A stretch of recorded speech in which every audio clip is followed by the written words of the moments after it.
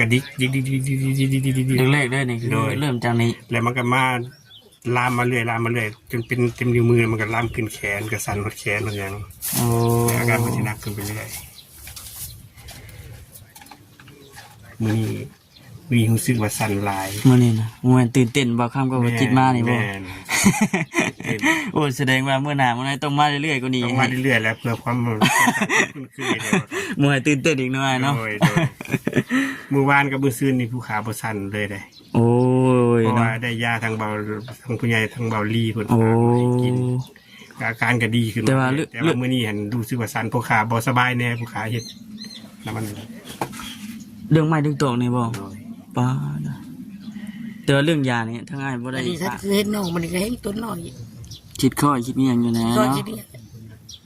เห็นน้องมากก็แต่น้องบ่เป็นเด็กน้องบ่ได้เป็นเด็กนี่เลยมาเห็นน้องปัจจุบันนี่ครับมันมานี่ก็ประมาณ1 เดือนไปเข้า2 เดือนนี่แหละแล้วก็สู้ไปได้นี่เลยมาเห็นสภาพเป็นนี่มันก็เห็นข้อเห็นคอเลยบางทีก็ปรึกษาน้ำกันกลางค่ำคืนพากันเว้ามันก็บ่มักเว้าแล้วก็คอยใจนะคอยน้องที่ว่าน้องเห็นหรือว่าจะเอื้อยหายไปสิเห็นมันนี่มันมากเลยครับมันว่าคอยบ่นึกว่าคอยวาดภาพไว้ว่าจะต้องเป็นแบบนี้ก็เป็นแบบนี้แท้ว่าแต่ว่าโทษที่โบ่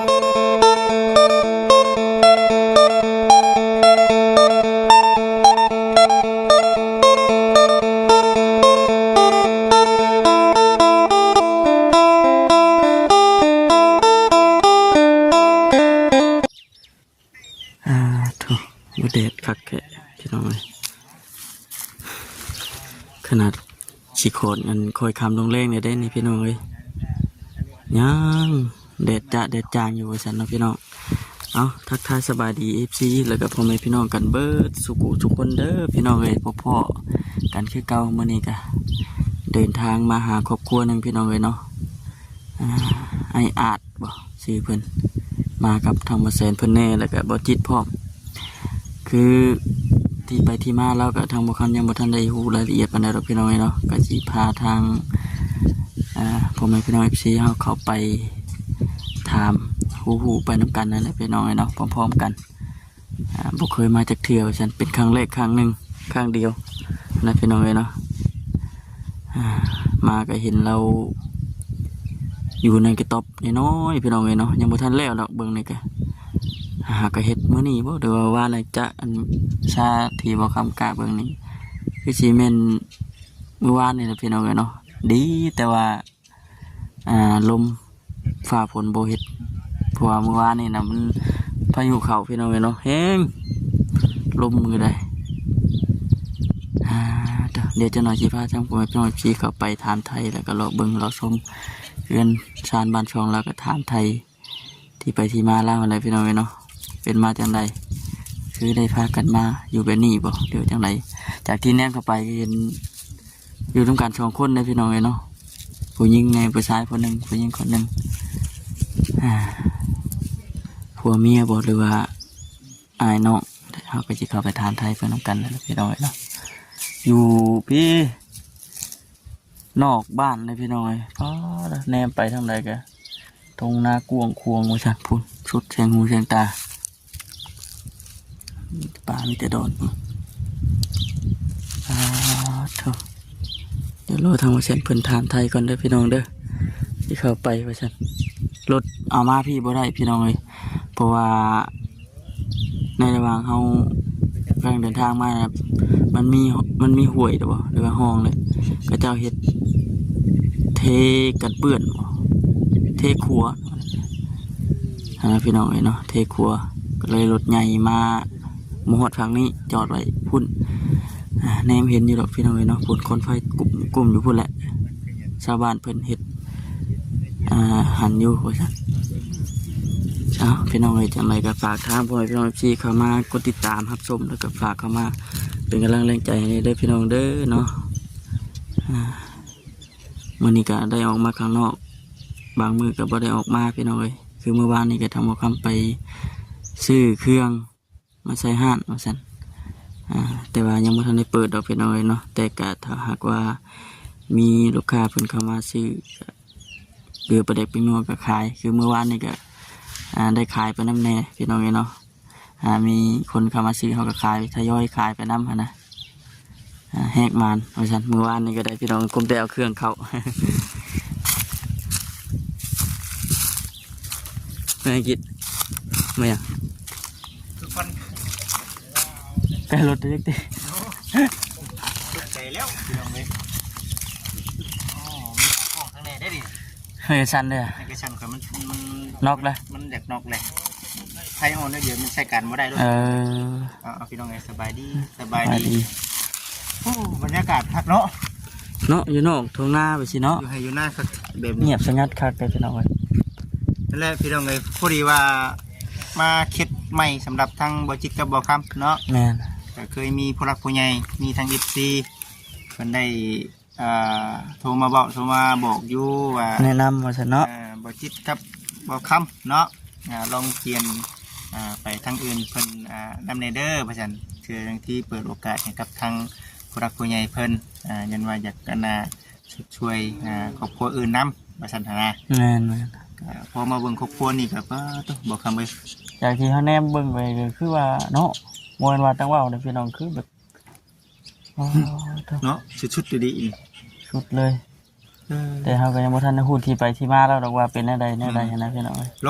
องไปถามเบิ่ง นั่นแหละ เรื่องที่ผู้รักผู้ใหญ่เพิ่นเห็นแล้วเพิ่นอันนั้น สงสารเนาะ นิดหน่อยแม่ แต่ว่าพอฮู้คร่าวๆก็คือเราซื้อไออาด ให้ตามธรรมชาติเพิ่นผมมาหั่นนะ ลองเบิ่งเนาะทำไทยเบิ่งแล้ว แม่น เป็นจังได๋ ๆเข้าไปเลยบ่ดีก เอา ว่า ไปเลยเนาะเป็นยังเนาะคนน่ะชวนอยู่ ไปซะเด้อค่อยเข้าก่อนเด้อไปพี่น้องไปเนาะเริ่มได้พี่น้องจากที่เฮาเบิ่งน้ำตากับพุ่นคึบๆบ้านได้ทางนั้นทางบ้านทางเมืองพุ่นได้มันสิฮอดโคกเก่าอันบ่เด้อจังได๋แล้วเนาะมืดคึบมาเจอโธ่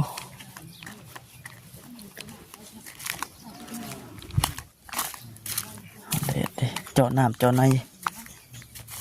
เป็นทีพ่อจะบ่เนาะ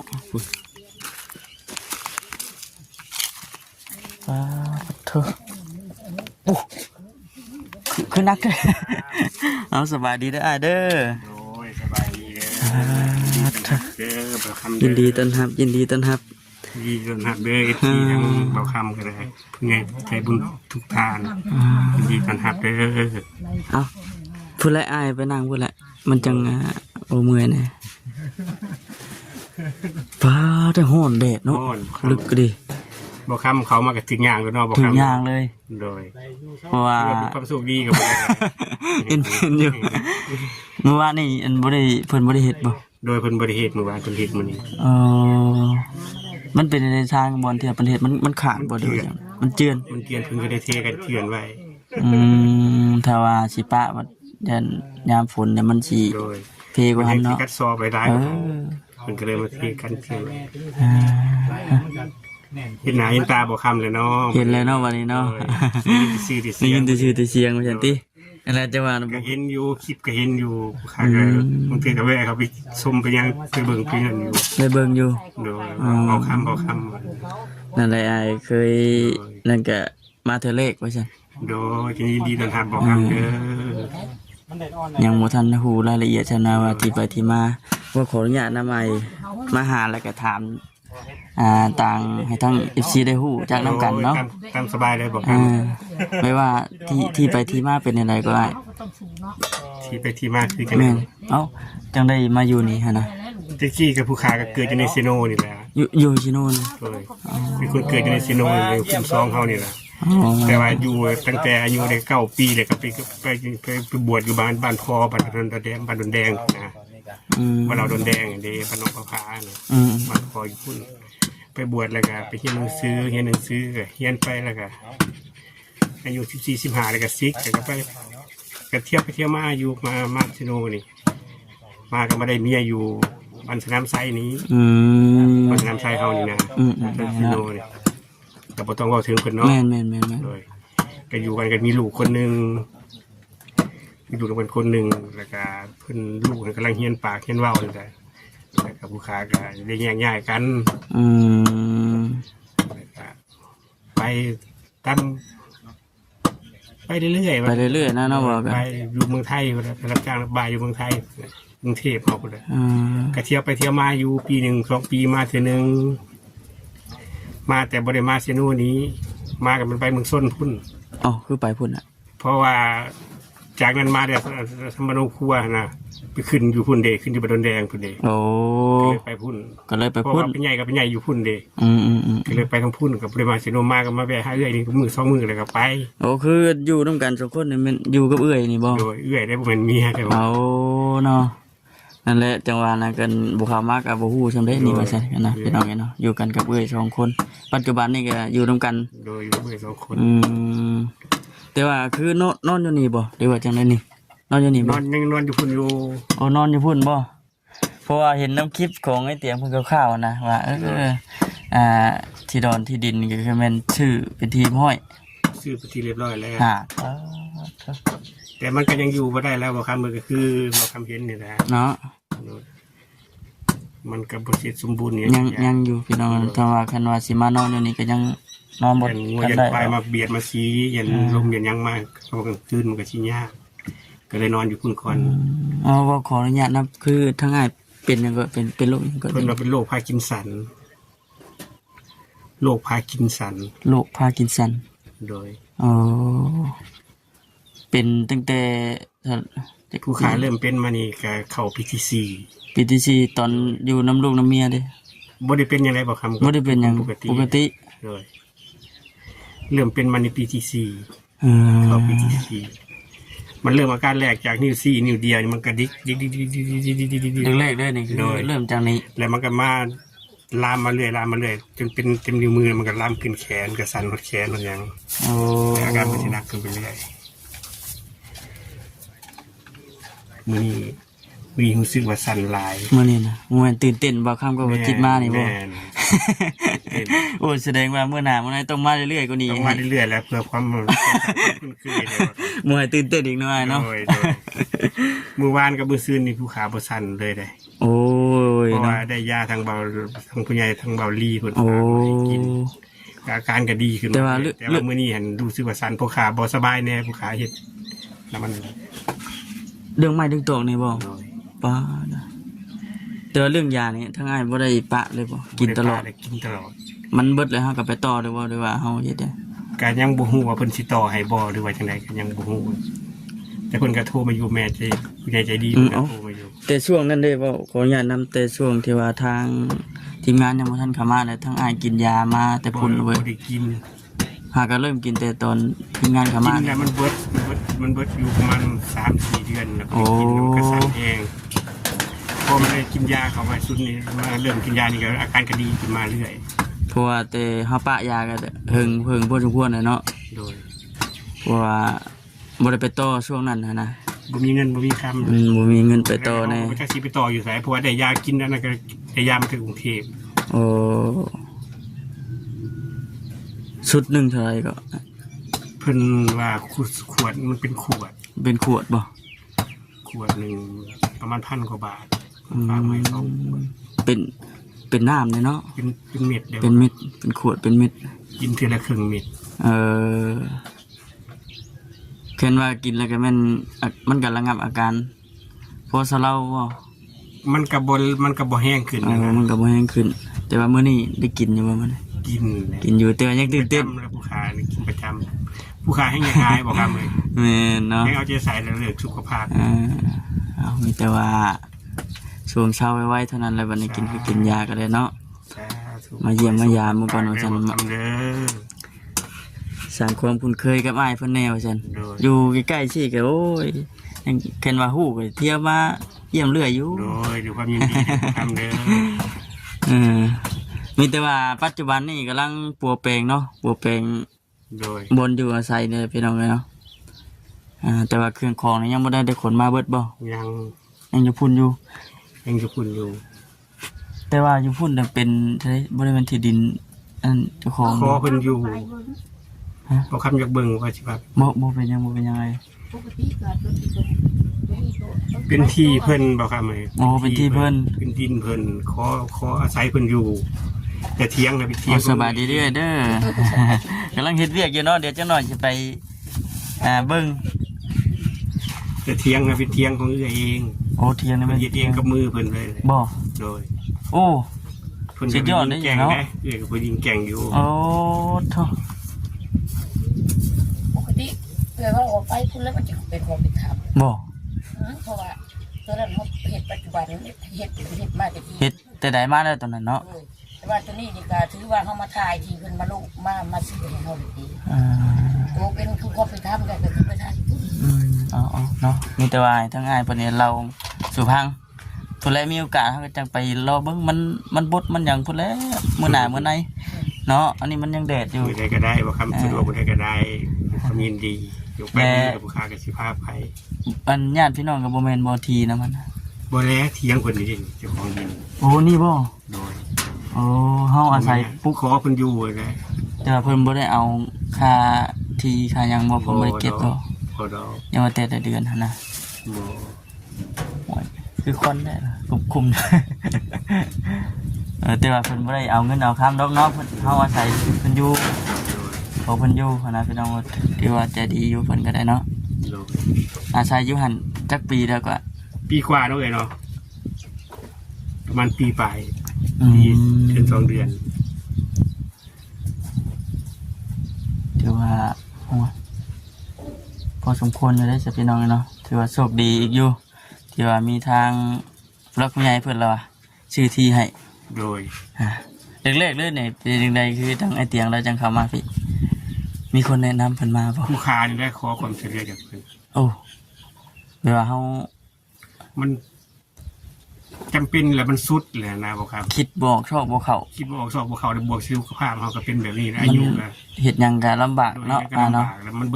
บิดที่อาศัยดอกไง บางทีเพิ่งว่าอะไรกัน ว่า เนาะ ไอ้น้องก็บ่มีคือเห็นนี่แหละ อ่า ก็เลยเฮ็ดไปขอเพิ่น ก็เลยโอ้ลมน้ำเพิ่น โดย อืมนั่นนี่น้องพี่น้องเนาะที่ไปที่มาพอฮู้คร่าวๆได้แหละแต่ว่าคือปัจจุบันนี้ถือว่าโล่งแล้วบ่บัดนี้มีที่ดินเป็นของเจ้าของเลย ก็โล่งแล้ว ถือว่าใครกลัวแต่ก่อนเนาะ โดย ก่อนเฮายังว่าอาศัย แต่ เพิ่ มี นอยู่ กำลังใจขึ้นหลาย อืม หลายอย่างน้อยก็มีที่ลบที่ซ่อน นั่นแหละจังหวะนะ ถึงว่าสิเป็นตู่เป็นหยังก็ยา มันอยู่ในที่ของเฮาเองเด้เนาะ โดย มันก็สิบ่ฮ้อนปานใดอันนั้นเฮายังว่าอาศัยอยู่นำ โดย ที่เพิ่น โดย เมื่อยบ่อ้าย บ่เมื่อยได้บ่ครับ ฮะ บ่เมื่อยได้แต่มันหักสั้นอยู่บางทีมันสั้น อ่าแต่ว่าเวลาเฮานอนเฮาหยังพี่เด้ มันบ่สั้นได้รับหรือบ่สั้น รับแล้วบ่ทันแต่ว่าเฮาเฮ็ดเวียกเฮ็ดหยังเด้ เฮ็ดเวียกก็ซ่าบ่ครับเฮ็ดได้อยู่แต่ก็ เมื่อย ซ่า บ่เมื่อยแฮงบ่ แต่ว่าถ้าว่าความเมื่อยเนี่ยมันก็เมื่อยกว่าคนปกติอยู่ เพราะว่าร่างกายเฮามันแบบว่านั่นเนาะ โดย แต่ก็เฮ็ดไปปกๆแปลกๆสิได้เนาะ ไปพวกแปลกๆไป เออ จับสวยเพิ่นไป แต่ว่านี่เด้มุ้งนี่เด้เอื้อยบ่เฮ็ดเบิดนี่ ก็ซอยกัน ซอยกัน โดย จับเด็กจับหน่อยสิได้ติ โดย เออ ก็เป็นรักเป็นเกณฑ์กับเพิ่นแล้วเป็นรักเป็นเกณฑ์ บ่เฮ็ดอยู่เฮ็ดกิน ค่ะก็พอจะจับไปบางๆไป โอ้ ก็ได้ ถือว่าเก่งตื่บแล้วนี่ก็เนาะเฮ็ดได้สำนี้ก็เมื่อวานนี่บ่ได้เป็นหยังนะว่าลมพัดบึมเมื่อวานนี่คือพายุเข้า ก็ เมื่อ ดั วาน งว่าข้ากับพบไปอยู่เที่ยงเพิ่น เนาะ ที่แรกก็นั่งอยู่สิทาเบิ่งว่ามันสิอยู่บ่ว่า นั่งชมเบิ่งก็ได้ นั่ง ติ ซ้อมมึงก่อนโอ้มันลมแห้งเขามันดังบุบอยู่บ่ได้แล้วได้เนี่ยก็เลย ปบไปพุ่นก่อนว่าซั่นเนาะเพราะว่าเอ้าเนาะเพราะว่าเฮาเอาลวดเอาหยังมัดสิได้บ่ได้แม่นเด็กตะปูแล้วก็ไม้กับบ่แม่นว่าไม้แต่พวกเนื้อหยังปานใดดอกมีแต่จับมัดใส่กันซื่อๆเนาะ โดย พอได้สนแดดสนพล โดย กันลมนี่ คันลมนี่สุดบ่ได้เลย กันลมนี่มาประกันบ่ได้เนาะ นั่นแหละพี่น้องเอ้ยเนาะเฮ็ดไปพุ่นลาก็กำลังต่อพุ่นเฮ็ดเฮือนครัวบ่น่ะ เพิ่นเฮ็ดข้าวไก่ ข้าวไก่ ข้าวไก่มา โอ้สิเลี้ยงไก่อีก เพราะว่าคันเฮาฮื้อทั้งพุ่นแล้ววันนี้ไก่มีหมองอยู่เดียวบ่ครับ โอ้ เพราะขอไก่มันกองตาราง เลี้ยงไก่อีกนะมันกะ เลี้ยงไก่ อืม คันเฮาฮื้อหลังคาอะไรก็ฝนตกมาไก่มันก็อยู่บ่ได้เลย เนาะ เขาก็ต้องย้ายมันมาที่ ตัว เลี้ยงเลยก็สงสารนะบ่คำบ่อยากเฮ็ดแบบนั้นเอาขึ้นมาก่อน มันก็ต้องได้คุบมาจะพี่เบิดหั่นแหละเนาะ โดย เครื่องเลี้ยงเครื่องหยังก็ได้มื้อนี้หวังว่าสิบ่เป็นคือเมื่อวานนี้แล้วว่ามื้อนี้ โดยเพิ่นว่า2มื้อเด้อเพิ่นว่า พายุอันบ่ โดยมื้อนี้กับมื้ออื่น เราฟัง แต่ เบิ่ง ว่าคันเป็ เนาะ นสำมื้อวานนี่ก็พอใครอยู่ดอกพออยู่ได้อยู่คนแห้งกว่าหั่นแล้วก็ หน่อยยากอยู่เลยเนาะ ยากอยู่ ตัวนั้นก็คือกันแหละ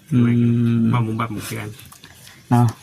ใครอยู่ดอกเคนว่าย้ายมาอยู่พี่แล้วก็สบายอีกแบบหนึงบัดนี้มันบ่ได้เฮ็ดหยังนี่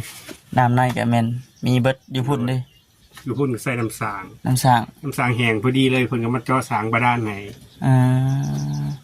เคยคิดอยู่ว่าเจ้าของสิได้ที่ได้ทางแล้วก็ มันบ่เคยเลยบ่เคยเลยบ่คำมันบ่เคยเลย อ่า บ่คิดว่าสิมีโชคนำเพิ่น พอเกิดขึ้นกับตัวเองก็ดีใจเนาะภูมิใจ แต่ว่าเรื่องลูกเรื่องหยังได้เพิ่นบ่ได้นั่นแต่ว่าลูกใหญ่แล้วบ่เด็ด ลูกผู้ขาบ่ แม่น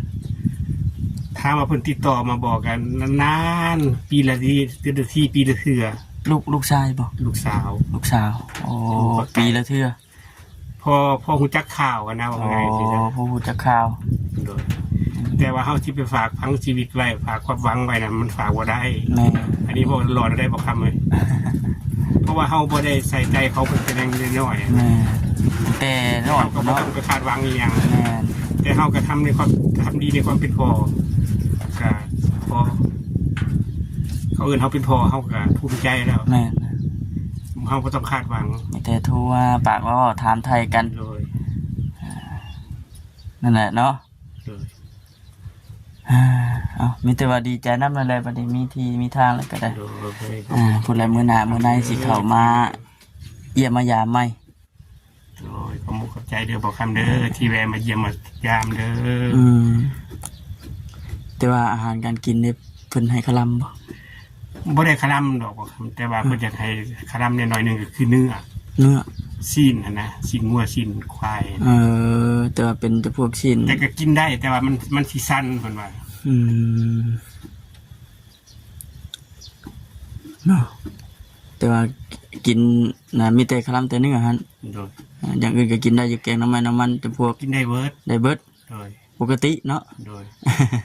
แต่กินเนื้อแล้วมันสิสั้นแห้งกว่าเก่าเพิ่นว่าจังซี่ เนี่ยได้เพิ่นหามันก็งดไว้ก่อนเนาะ โดย ก็คือสีประมาณนี้แหละพี่น้องเนาะเข้ามาเยี่ยมมายามก็บ่ได้มีหยังมาฝากมาต้อนอะไรมีแต่น้ำจิตน้ำใจเล็กๆน้อยๆนี่แหละไว้ติดตนติดโตเด้อ โดยขอบคุณใจเด้อบอกคำเด้อ มีเพิ่นจะเข้ามาเยี่ยมมื้อ บ นี้ อกคำให้มาสนิทกับคอยไล่กับคืนสู่บอกคำร้อยเท่าพันเท่าเด้อทำมาค้าขายหยังขอให้เจริญรุ่งเรืองตลอดปีและตลอดไปเด้อบอกคำเด้อ ถูกเนาะที่แม่ในอายเพิ่นได้มาเยี่ยมบ่มื้อนี้ บ่มีเลยมีแต่บอกคำที่มันบอกคำนี่ แต่ก็ปกติเพิ่นก็มาอยู่เนาะ โดย เพิ่นใช้เวียกนะเพิ่นนี่ก็เพิ่นเวียกหลายแน่พุ่นแหละพี่น้องเอ้ยทางบ่กลางก็มีโอกาสมื้อหน้ามื้อในก็สิแวะเข้ามาเยี่ยมมายามอยู่มันก็บ่ไกลปานใดดอก โดย จากที่เบิ่งเพิ่นฮู้ได้เฮิงก็พากัน มีแต่บ่จิตกับบ่คำนี่แหละยังบ่ฮู้นะ เดี๋ยวสิไปรอเบิ่งเอ้ยเพิ่นเฮ็ดก่อนเด้อ โดยซื้อ เอาสบายดีได้เด้ โด อย ผมขอใจหลายๆเด้อ เลยป้าตัวสมาชิกเพิ่นก็เต็มกล่องล่างเนาะ เลี้ยงเลยก็ผูกพันบอกซ้ำบอกคำเลย บ่ เสียดยังกับบ่ได้ ป้าโทมาแรกๆเพิ่นก็ทักทายอยู่พี่น้องเพราะ บ่เกิน2นาทีมันมิดจิลี่อยู่บัดโอ้ย นอนบ่ไหวเพราะเล่าบัดนี้เนาะโอ้คักขนาดนะมาทวีตคือว่าคือสิว้าเถอะ หักว่าให้เนาะ เนาะป้าโทเฮ็ดคักแล้วบัดนี้อันนี้บ่ได้เป็นตะปูหรือว่าต่อนี่โอ้เนาะเอาอัน ตอกมัด ตอกมัดเอา ทั้งเสื้อก็เอาลวดบอกท่านได้ฮอดเอาลวดมัดซ้ ตัว ำมาเช็ดพวก อันนี้เฮ็ดข้อไก่ตัวนี้ โดนอีดู มันบัดเฮาย้ายมาปัจจุบันสินอนนี่นะ โอ้เนาะ คนใหญ่มาอยู่นี่ก็ต้องเอามานำหั่นแหละ เลย ไงสิป้าให้พุ่นแล้วคันนิ่งนำเลยเนาะ อันนี้นั่นแล้วบัดจังได้นอนบ่ได้โคตรอยู่แล้วมันถือฝนตก นิ่งสิได้มากมาเบิดได้เนอนหลังของหลังคาพากระจกกระจากอะเนาะ โดยมาก มันเป็นนี่ได้อันน่ะ2ชั้นบ่น่ะเป็นคือเถียงเฮานี่บ่ ก็แบบเที่ยงเลยแหละไม่ตุ๊บกระตามนี่ใส่ บ่ได้เอาตะปูตอกบ่น่ะ ตัวนาตอกอันนี้นะ เฮ็ดเองกับมือเลยอ๋อถ้าถือว่าสุดยอดแห่งขนาดพี่น้องเอ้ย ดอ เนาะ กแน่มัดแน่นะบ่คำ ฮะ ดอกแน่มัดแน่ ตอกแน่มัดแน่อีก ควบคู่กันไปเนาะ ไม่ก็มีแต่แบบนี้ เออ เสร็จอะงามอยู่ บ่โอ้ถือว่าสุดยอดเลยพี่น้องเอ้ยเนาะเราเฮ็ดได้สำนั้นก็ถือว่าโอเคแล้วจังนั้นพอ โอ้ยน้ำลายแม่บ่เฮ็ดได้เฮ็ดได้จังสิได้อยู่ เนาะ จะไปสิเฮ็ดให้เฮาเนาะ ตะกี้ถ่าไฟได้เฮ็ดให้ติ แม่นเฮาก็ต้องสู้ดิ้นรนสู้เพื่อเฮานี่แหละ หาเจ้าของบ่ดิ้นรนมาจักสิเฮ็ดจังไดเนาะ เหนื่อย แทนบ่ดิ้นรนก็จักสิเฮ็ดจังไดล่ะพี่น้อง โอ้ เอ้ แห ย ละเด็ดเนาะเฮาก็ต้องดิ้นรนนั่นแหละ ขนาดดิ้นรนอยู่ก็ยัง แม่น โอ้เติบหนึง คิดว่าแต่ เฮ็ดเฮือนก็เฮ็ดปีละลังนะบ่คำ ปีละลังเลย พี่กายก็หลังนึงเดี๋ยวก่อนน่ะนี่มาอีกหลังนึง บ่ปีละลังเลย ปีละลังคันว่าบ่ย้ายที่ก็แปลง เออเป็นว่าบ่ได้ย้ายไปทางใดนี่แม่นแปลงซ่อมแซม โดย แปลงและแปลงกันอย่าลมเด้ยามลมมันก็ เพ โห ราะว่า ด ไม้ก็คือบ่ ไม้ คำ มั เห็ น น แบบ แต่ นี้ ไม้นะบ่คำมันคิวได้เท่าไหร่นี่ เบ็ดสิแล้วนี่เนาะไม้งิ้วไม้หยังสิเด้อ มึงไม้บ่ไม้ นี่นี่ นี่บ่ไม้น้อยไม้หยังสิเนาะ ตัวนี้ก็ คัน บ้าง ว่าปีละเทื่อก็ บ้างตัวนั้นแหละ เออ วันนี้เฮ็ดเป็นโตเฮือนแล้วล่ะก็เอาไม้มาตู้สีแต่นี่เนาะ ปีนี้คือสิ แซมบัดนี้ บัดนี้เอาตัวนี้มาแซมบัดนี้บัดมากเกินมากก็เปื่อยไปเลยน่ะ หมดเจาะหมดหยัง เปื่อยเลย มันดอกปีนี้คือสิบ่ได้ย้ายไปใส่ดอก บนนี้ไอ้ตัว ไปได้อันนั้นที่ดินเจ้าของไปฮอดใส่ก็มัน แน่บน เตะข้างหน้านี่บ่ไปฮอด รักตัว อันนี้ไปฮอดพุ่นบ่ รักดำไปหอดรักตัวนั้น โอ้ไปสี่เหลี่ยมสิเลย ไปจากรักตัวนั้นก็ไปพุ่น อืม ไปหารักตัวนั้นพุ่นนี่ พุ่นเนาะ แล้วไปจากรักตัวนี้ก็ไปบนพุ่น โอ้ เลยทุกอันนั้นไปนี่ เออแค่ในเทือนก็ได้อยู่ประมาณ2หลังพุ่นแล้วนี่ไปพุ่นในราคาเท่าไหร่ก็เอื่น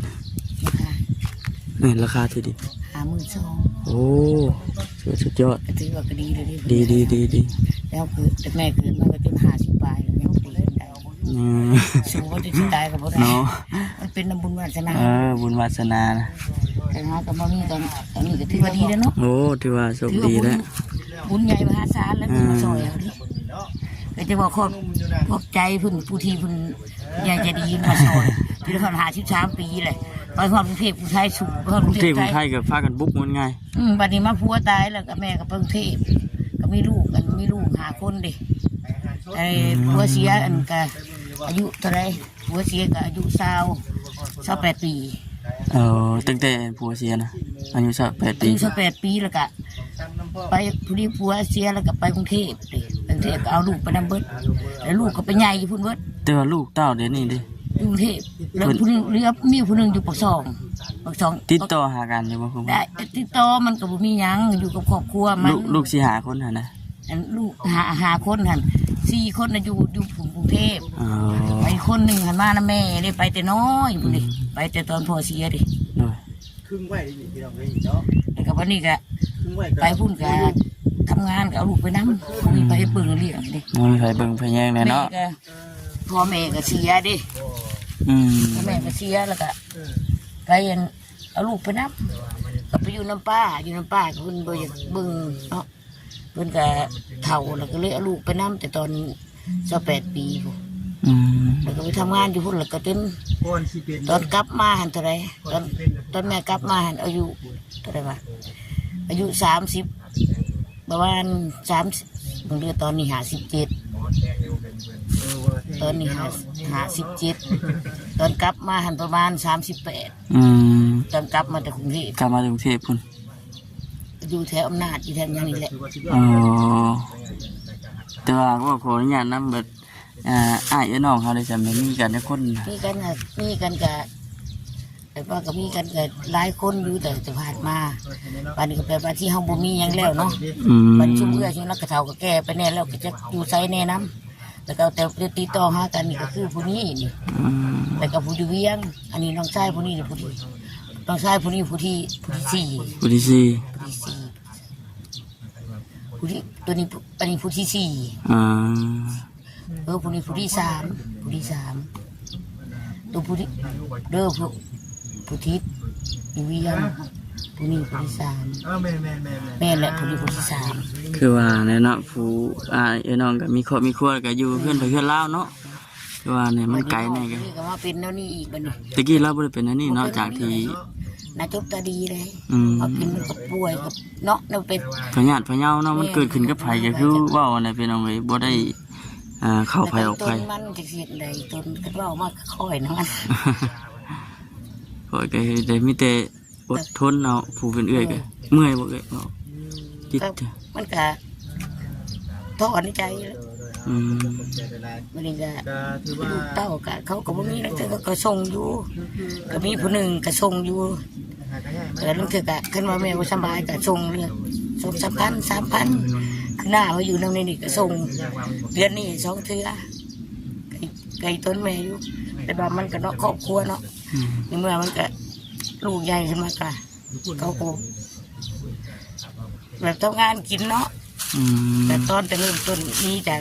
กลับมาเมืองลาวแล้วก็ลูกก็ได้ ตอนนั้นกับมันก็ได้13 ปีเลย อืม แล้วผู้ที่4ก็ได้13มานี่กับผู้น้อยก็ได้6 ปี อืม อันนี้ก็ไปทำงานดิ ก็เลยคือเอาในปัจจุบันนี่ก็มีแต่แม่เราเนี่ยพี่น้องเนาะอยู่กับน้องชายมีแต่เราสู่ผู้เป็นเอื้อยเนาะ มานี่ท่านคือเห็นน้องมันนี่ก็เห็นตัวน้อย คิดข้อคิดเงียงอยู่นะ ก็ เนาะ ทีนี้เห็นน้องมากก็ตีน้องบ่เป็นเด็กน้องบ่ได้เป็นเด็กนี่เลยมาเห็นน้องปัจจุบันนี่ครับมันมานี่ก็ประมาณเดือนปลายเข้า2 เดือนนี่แหละ อืม แล้วก็ก็สู้ไปได้นี่เลยมาเห็นสภาพไปได้นี่มันก็เห็นคอเห็นคอนี่ บางทีก็ปรึกษาน้ำกันกันคำขึ้นพากันเว่า มันก็บ่มักเว้า เออ แล้วก็คอยใจหั้นนะคอยน้ำน้องที่ว่า น้องเห็นหรือว่าจะเอื้อยใหายไปสิ เห็นมันนี่มันมากเลยครับมันว่าคอยบ่นึกว่าคอยวาดภาพไว้ว่าจะต้องเป็นแบบนี้ก็เป็นแบบนี้แท้ว่า อืม แต่ว่าโทรติดต่อหากันก็ติดต่ออยู่แต่ว่าบ่เห็นตัวจริงสภาพบ่อยู่ใดเด้ ตะกี้เห็นบ่ โดยที่มาหากันลักๆกันหากันมาประมาณสิเข้า2 เดือน โอ้ กว่านี่แหละแต่มีแต่ว่าโทรทางโทรศัพท์เด้ ติโทรโทรศัพท์เนาะตะกี้ติดต่อกันในโทรศัพท์ โดยมันก็ไปจากไปตั้งแต่ประมาณ9 ปีเลย อืม พ่อกับแม่เสียแหละตะกี้ก็อยู่ในนี่คุมชอง อืมอืมอืม อันนี้ก็คือว่ามูลมั่งกับบุมีลายเนาะหลังจากแม่เสียพ่อเสียแล้วเอื้อยพุ่นก็ขายเสียปุ่นทำท่านะพ่อแม่เลยแต่เขาสมัยตะกี้ก็บ่มีเลยเนาะ แม่นั่นแหละขายดิงขายดอนพอได้เฮ็ดบุญเฮ็ดทานเนาะ มันบ่มีลายเนาะแต่กินแล้วมันก็เป็นราคาดิ พอฮู้รายละเอียดแล้วมีแต่ว่า ผัดจากกันไปกับสุบเอื้อกันโอ้จนติดต่อหากันบ่ได้เลยแหละแต่คุณอยู่ใช่แน่พูดกันไปแถวนี้ก็เวกจันทร์พุ่นแหละ แยกย้ายกันไปเนาะว่าอะไรกันเลยเนาะ แบบพ่อกันนะ มันน่ะบ่พอกันบัดนี้ แต่น้อยเนาะ พอรุ่นลูกรุ่นเต้าแล้วก็จักสิว่าจังไดบัดทีนี้เนาะรุ่นลูกรุ่นหลานก็ โดย เพื่อ เพื่อหลานสิบ่จักจังไดบัดนี้ โดยแม่นั่นแหละ อันนี้ได้เล็กน้อยบัด บัดอีอย่างคนคู่มือนี่ก็บ่ทันฮู้จักคิดเนาะ โอ้เนาะ วันนี้คันมาสมมุติว่าเอ้ยเฮาคันยังมีชีวิตอยู่กะเฒ่าเลยได้เฮ็ดบ่เป็นหนังสือซื้อข้าวทำไมตะกี้งมๆเฒ่าๆจักน้องใส่ไปอยู่ใส่พออยู่แล้วก็อยู่ไป อืม ลืมบ่ได้ก็สิเว้าแล้วนักเฒ่าลืมบ่ได้ มีแต่ว่าสู้ๆเป็นกำลังใจให้เด้อ โดยขอบคุณใจละลายเด้อ มีแต่ว่า เด้อ มื้อหน้ามื้อนั้นสิมาเยี่ยมมายามอีกจังไดก็สู้ โดย ๆเป็นกำลังใจให้นี่แหละ เห็นมาทักทายเห็น ดีใจบ่ ดีใจ มีผู้มาทักทายมีผู้มา มีผู้มาปากมาเว้าติ ดีใจนั่นขอบคุณใจละลายเด้อ แต่เก่าบ่เคย มายาม แต่เก่าบ่เคยมีแนวนี้บ่ บ่มีก็แม่ก็บ่เป็นหนังสืออีก คำบ่แม่นญาติพี่น้องบ่มาหากับบ่แม่นบ่มีไผเลย บ่มีพี่น้องบ่มีดอกบ่มีจักคนได้อยู่นี่มีแต่อยู่ในบ้านเมือง มี สิ แต่ปากน้ำกันสองไอ้น้องไอ้เด้อติ เอา แต่กี้ยังอยู่คนเดียว เป็นได้2 เดือนไป2 เดือนผ่านมานี่ก็จังว่ามีน้องมาอยู่นำแต่กี้ก็อยู่คนเดียวอยู่เป็นสภาพแบบนี้แหละนอนก็นอนคนเดียวนี่ก็เลี้ยงมา4 ตัวนี่ นอนก็นอนผู้เดียวคิดก็คิดผู้เดียวกุ้มใจก็กุ้มใจผู้เดียว แต่ก็บ่ได้คิด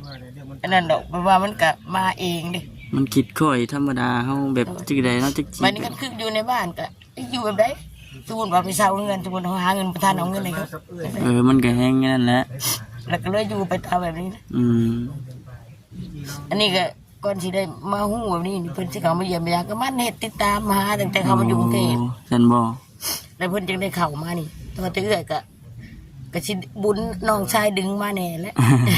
สืบจ้องหากันว่าซั่นติ โดยก็สิว่าเอื้อยเป็นผู้ทำบุญน้องทำบุญก็สิมาพอกัน ดีใจนำที่ว่าทางผู้หลักผู้ใหญ่เพิ่นมองเห็นเนาะซื้อที่ดอนที่ดินให้มีบนอยู่บนชนบนเช่าแล้วก็เฮ็ดกระต๊อบอยู่ไปก่อนสิได้นี่ คือว่าลูกกันบ่าวยัง บ่คำ โอ้ แม่ ดีใจนำเด้อที่ว่าเบาคำเพิ่นมาเยี่ยมมายามกันว่ามีผู้ใหญ่ใจดีก็ฝากฟังชีวิตสิว่าเป็นสะพานให้นำในเด้อมองเห็นที่คนบ่มีหยังคือกันน้อยกันน้อยกันว่าลงลืมๆแน่แหละมันดีใจ ดี หลาย ใจเนาะตื่นเต้น ดีใจหลายที่ผมมาเยี่ยมมายามดีใจซื้อนู่นนี่มาให้ผักกัน แม่ ขนมนมเนยก็ดีใจเพิ่นมาทานน้องก็สัมภาษณ์เอื้อยเลยดีใจนำเด้อ พุ่นแหละ ทุกคนที่เขามาเยี่ยมมายามนั่นจะคนเขามา 2-3 คนนี่แหละบ่แสนบ่จิต บ่อ่อนบ่ บ่จิต บ่จิต แม่ ขอบใจเบิดเลยนะละลายมาเยี่ยมมายาม พุ่นแหละเอาก็บ่ได้เข้ามาเทื่อเดียวดอก น้องเนาะ มื้อหน้ามื้อในก็เข้ามาอีกโอเคเด้อบัดนี้เด้อกับป้าก่อนเนาะสบายดีอยู่ดีมีแฮง แต่สิ่งดีๆเดินทางปลอดภัยเด้อลูกเด้อ ขนาดค่ำแล้วก็ยังแดดอยู่เนาะ แดดแห้งนั่นดิ เอาพี่น้องเนาะทั้งแม่และก็ที่ว่าดีใจที่ว่าทางทีมงานเราเข้ามาเยี่ยมมายามแล้วก็ได้ระบายความรู้สึกชูกันพังว่าซั่นเป็นก็ได้โอเคเด้อพี่น้องเด้อวันที่นี้เนาะอะไรก็อยู่ดีมี